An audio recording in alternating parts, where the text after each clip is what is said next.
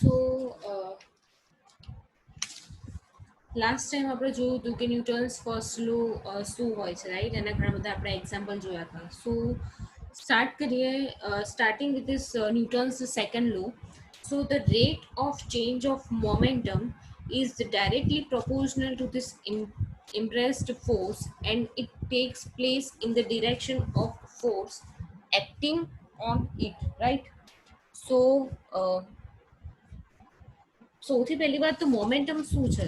Momentum is a quantity which measures motion of a body, right? So force which is proportional to this rate of change of momentum, but momentum is equal to mass multiplied by velocity. So as the mass do not change, force which is proportional to this mass multiplied by rate of change of velocity. So we say that force is directly proportional to this mass and acceleration. So આપણે suppose એક example લઈએ. Suppose એક football role થઈ રહ્યો છે, right? તો આપણી આગળથી એ રોલ થઈ રહ્યો છે, તો એની સાથે કંઈક મોમેન્ટમ હશે. જો મોમેન્ટમ છે, રાઈટ, એનું એક માસ છે અને એની કંઈક વેલોસિટી પણ છે. તો એ મોમેન્ટમ એ થોડું આમ કહેવાય ને, મોમેન્ટમ કેરી કરી રહ્યો છે. જો આપણે એને ઈચ્છીએ તો એને આપણે એવું ઈચ્છીએ કે એનું મોમેન્ટમ બદલાય, તો આપણે શું કરીશું? એને કિક મારીશું, રાઈટ? તો આપણે એવું ધારીએ કે એનું મોમેન્ટમ જલ્દીથી બદલાય, તો આપણે એને કંઈક વધારે જોશથી મારીશું, બરાબર? તો આપણે જેટલી જોશથી એને કિક મારીશું, તો એટલી જ જલ્દીથી એનું મોમેન્ટમ ચેન્જ કરશે. તો ખ્યાલ આવી ગયો હશે તમને કે એક્ઝેક્ટલી હું શું કહેવા માંગુ છું. જો સેકન્ડ એક એક્ઝામ્પલ લો, તો તમે બે સપોઝ બે સિચ્યુએશનો તમે કમ્પેર કરો. એક તો તમે ટેબલ ટેનિસ રમી રહ્યા છો અને તમને ઇન્જરી થાય છે. શેનાથી? તો તમને બોલ વાગે છે ટેબલ ટેનિસનો. તો એ વધારે હશે કે ઓછો? અને બીજી સિચ્યુએશન એવી કમ્પેર કરો જોડે કે તમે ક્રિકેટ રમી રહ્યા છો, રાઈટ? ક્રિકેટ મેચ રમી રહ્યા છો અને એમાં તમને બોલ, ક્રિકેટ મેચમાં જે બોલ છે એનાથી તમને ઇન્જરી થાય, તો એ વધારે હશે કે ઓછી? તો ટેબલ ટેનિસના બોલના લીધે તમને વધારે વાગશે કે પછી ક્રિકેટ મેચના બોલના લીધે તમને વધારે વાગશે, રાઈટ? તો ઓબ્વિયસલી તમે કહેશો કે ક્રિકેટનો બોલ હશે એ પડે તો જડબું તોડ નાખે, બરાબર? તો એનું કન્ક્લુઝન શું આવ્યું? તો એનું કહેવાય ને કે માસ કે વેટ કોનું ઓછું છે? તો ટેબલ ટેનિસનું. અને વેટ કોનું વધારે છે? માસ કોનું વધારે છે? ક્રિકેટનું. તો જે ટીટી બોલ જે છે અને ક્રિકેટ બોલનું કમ્પેરિઝન કરીએ, તો ટીટી બોલનું માસ કેવું હશે? ઓછું માસ હશે, જ્યારે ક્રિકેટ બોલનું માસ વધારે હશે. મોમેન્ટમ કોનું ઓછું? તો જેનું ઓછું માસ હશે એનું ઓછું મોમેન્ટમ હશે, અને ઓછા મોમેન્ટના લીધે કેવી થશે? ઇન્જરી તમને ઓછી થશે. જ્યારે ક્રિકેટ બોલમાં માસ પણ વધારે હશે, માસ વધારે હશે તો એનું મોમેન્ટમ વધારે હશે, અને એનું મોમેન્ટમ વધારે હશે તો એની લીધે જે ઇન્જરી થવાની છે એ બી કેવી થશે? વધારે થશે. તો જેમ જેમ માસ ઇન્ક્રીઝ થશે એમ એમ એનું મોમેન્ટમ બી શું થશે? ઇન્ક્રીઝ થશે. So that's why momentum which is proportional to this mass. બીજું એક ઉદાહરણ લઈ લઈએ. તો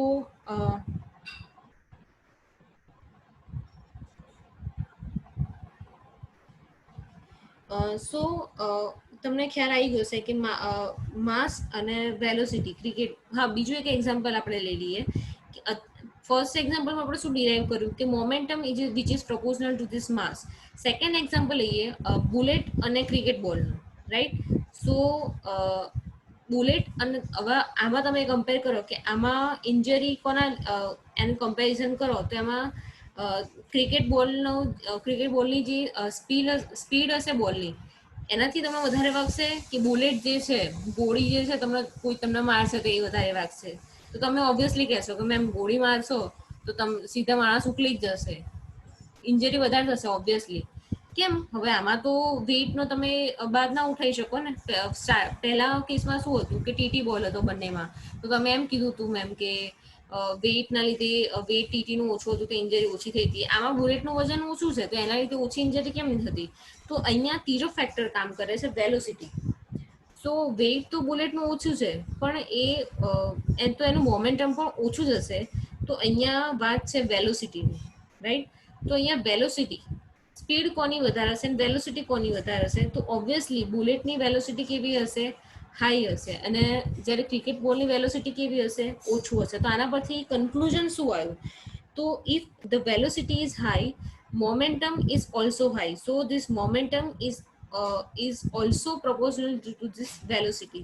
So first we conclude that the momentum proportional to this mass, and second we conclude that the momentum which is proportional to this velocity. Hence momentum is proportional to this mass and also velocity, also called the acceleration, right? So this force which is proportional to this mass and acceleration, right? So you understand this Newton's second law by this example, right?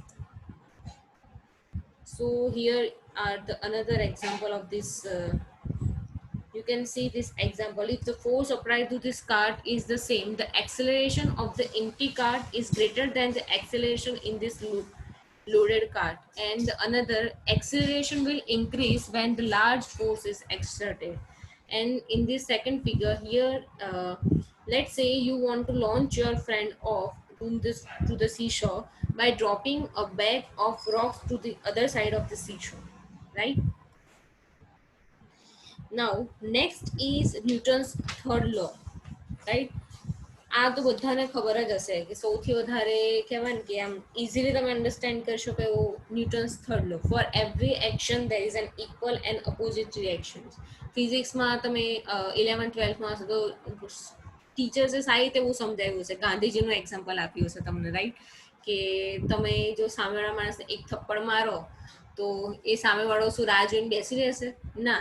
કેમ? એ સામે તમે બીજો થપ્પડ મારશે તો એ તમારી એક્શનનું reaction આવ્યું છે, right? સો તમને સ્કૂલમાં એવું સમજાવતા હશે, બરાબર? બીજા એક્ઝામ્પલ જોઈએ તો see this second example in shown in this figure. તમે સ્વિમ કેવી રીતે કરી શકો, રાઈટ? તો તમે જ્યારે એક્શન ફોર્સ અપ્લાય કરો તમારા પગના લીધે, તમે જેટલો પાછળ ધક્કો મારશો એટલું તમે કેવા જશો? આગળ જશો. તમે જેટલો એક્શન ફોર્સ આપશો એટલા તમે કેવું થશો? આગળ સ્વિમ કરી શકશો, right? So these are this example, right? Every action has an equal and opposite reaction, right? તમે જેટલું એક્શન આપશો એટલી અપોઝિટ ડિરેક્શનમાં એનું શું લાગશે? રિએક્શન લાગશે, right? Next is Newton's law of gravitation, right? So every body attracts the other body. The force of attraction between any two bodies is directly proportional to their masses and inversely proportional to the square of the distance between them.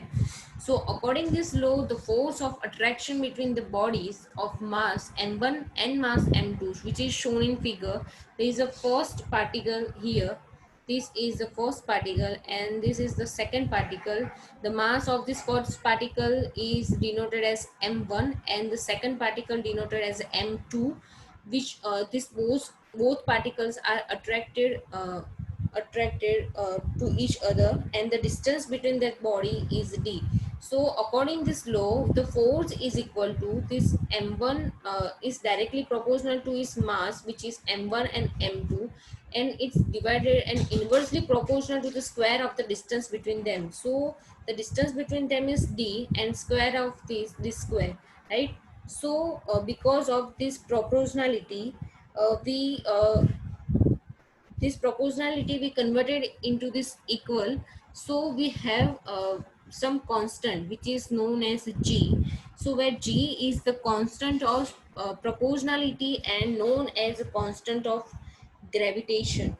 So તમને થોડું એમ થયું હશે કે આવું કેવું છે કે બે પાર્ટિકલ આપેલા છે તમને કે એકનું ઓછું માસ છે અને બીજાનું વધારે છે, તો એ એકબીજા જોડે અટ્રેક્ટ કેમનું થાય? ચુંબક થોડી ના છે, બરાબર? પણ એને કંઈક તમને થોડું આઈડિયા આપું, થોડું એક્ઝામ્પલ આપું કે લો ઓફ ગ્રેવિટેશન તમે સપોઝ વિચારો તો ન્યૂટન હંમેશા કહેતા હતા કે whatever goes up must come down, right?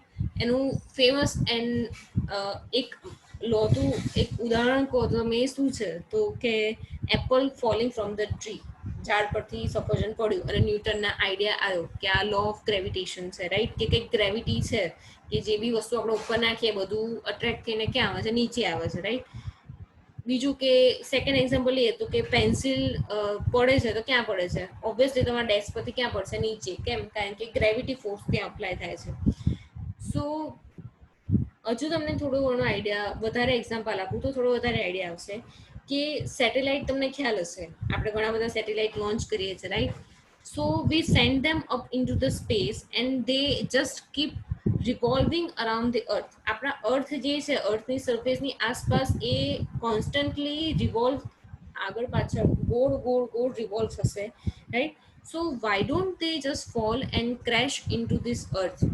એવું કેમ નહીં થતું કે એ અહીંયા આપણે, તમે કહો, તમે એમ કહેશો કે હમણાં તમે ગ્રેવિટીની વાત કરતા હતા કે એ તો એ ગ્રેવિટીના લીધે નીચે અંદર કેમ, ગ્રેવિટીના લીધે અંદર આવીને ક્રેશ કેમ નથી થઈ જતા? So satellite move sideways relative to this earth surface. એ બે એકબીજાને અટ્રેક્ટ કરે છે. So earth gravity constantly pulling satellites toward itself. એવું નહીં થતું કે આપણે એક સેટેલાઇટ આપણે છોડ્યા તો એ અવકાશમાં એકદમ છૂટા થઈ જાય છે, અવકાશમાં ક્યાંય ખોવાઈ કેમ નથી જતા? એવું કંઈ આઈડિયા નથી આવતો કે અવકાશમાં કેમ નથી ખોલતું? અર્થની ગ્રેવિટી જે છે એ સેટેલાઇટને પકડી રાખે છે. એ એની આસપાસ એક કહેવાય ને કે એક પેરીફરી એને બનાવી રાખી છે કે જેટલા ભાગમાં એનું ગ્રેવિટી લોડ લાગી રહ્યો છે, રાઈટ. સો આવું એક્ઝામ્પલ તમે જોવું હશે, જેવી રીતે આપણે અર્થ અને સેટેલાઇટની વાત કરી, તો એવી રીતે આપણે વાત કરીએ કે પૃથ્વી અને ચંદ્ર, અર્થ એન્ડ મૂન, તો એ ખબર છે એકબીજા પાસે, એ પૃથ્વીની આસપાસ ચંદ્ર આખું રિવોલ્વિંગ થતો જ રહેશે, થતો જ રહેશે. તો એ એક્ઝામ્પલ લઈએ તો એ સેકન્ડ એક્ઝામ્પલ થઈ ગયું, રાઈટ. ત્રીજું એક્ઝામ્પલ લઈએ તો કે આ અર્થ અને મૂન છે એ કોની આસપાસ, અને બધા જેટલા બી પ્લેનેટ્સ છે એ બધા કોની આસપાસ રિવોલ્વ કરે છે? તો કે સનની આગળ પાછળ, રાઈટ. કેમ? કારણ કે સન એક એવો કહેવાય ને કે સનનું માસ વધારે છે, એ મધર પાર્ટિકલનું છે, અને બીજા બધા પાર્ટિકલ્સના જે બી ગ્રહો જે છે, અર્થ, મૂન, રાઈટ, મંગળ છે, જેટલા બી બધા નાના નાના ગ્રહો છે, બધાના કેવા છે? ઓછા પાર્ટિકલ વાળા. તો ઓલવેઝ એ બધા શેની જોડે અટ્રેક્ટ થયેલા હોય છે? તો કે સન જોડે, અને એની આસપાસ એની પેરીફરીમાં કેવા રિવોલ્વ થતા જ હશે, right. So every particle of matter attracts every other particles of the matter, right? So the force of attraction is proportional to this product of this particle, and the distance between the particle double when the force decreases by this force time fourth time, right?